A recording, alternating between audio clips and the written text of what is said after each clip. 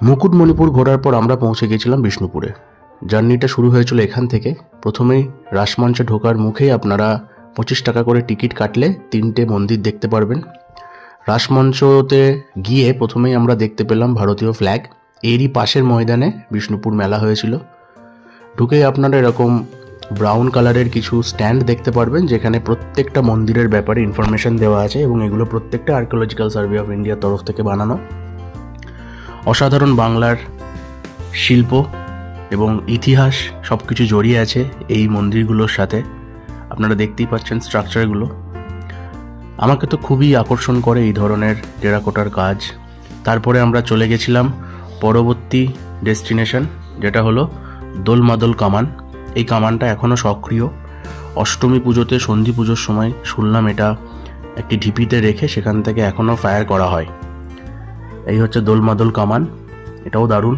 আমাদের মুর্শিদাবাদেও সিরাজউদ্দৌলার কামান দেখতে পাওয়া যায়। আপনারা যদি হাজারদুয়ারি যান সেখানেও দেখতে পারবেন। তো এইগুলোই আমাদের বাংলা সংস্কৃতি। তারপরে আমরা চলে গেছিলাম ছিন্নমস্ত মাতার কালীবাড়ির ওখানে, এবং তার আগেই একটা এরকম বাড়িতে পুজো হচ্ছিল। এই হচ্ছে ছিন্নমস্তা কালীবাড়ির সামনেটা, যে মেলাটা বসে। এখানে একটা জিনিস কি, প্রত্যেকটা মন্দিরের সামনেই আপনারা বিষ্ণুপুরের বিভিন্ন রকম জিনিস কিনতে পারবেন, বিশেষ করে ঘোড়া, আরও টেরাকোটার যে সমস্ত কাজ আছে, জুয়েলারি।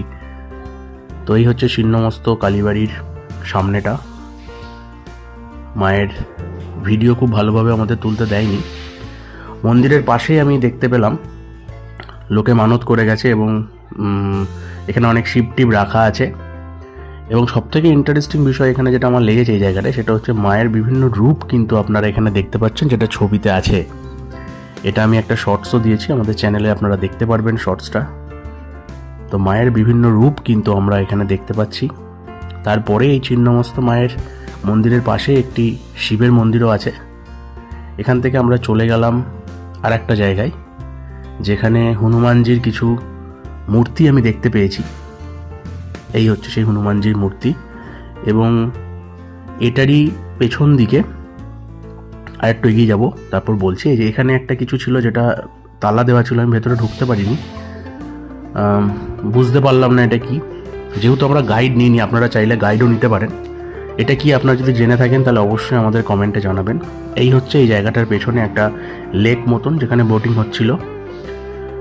তবে মানুষজন এত নোংরা করেছে, এই একটা বাজে সমস্যা আমাদের এখানকার। তো ওখান থেকে আমরা পৌঁছে গেলাম পরের ডেস্টিনেশনে বা পরের মন্দিরে। এখানেও ওই 25 টাকার ওই টিকিট দেখাতে হবে আপনাদের। এটা হচ্ছে শ্যামরাই মন্দির বা শ্যামরাই টেম্পল। পরবর্তী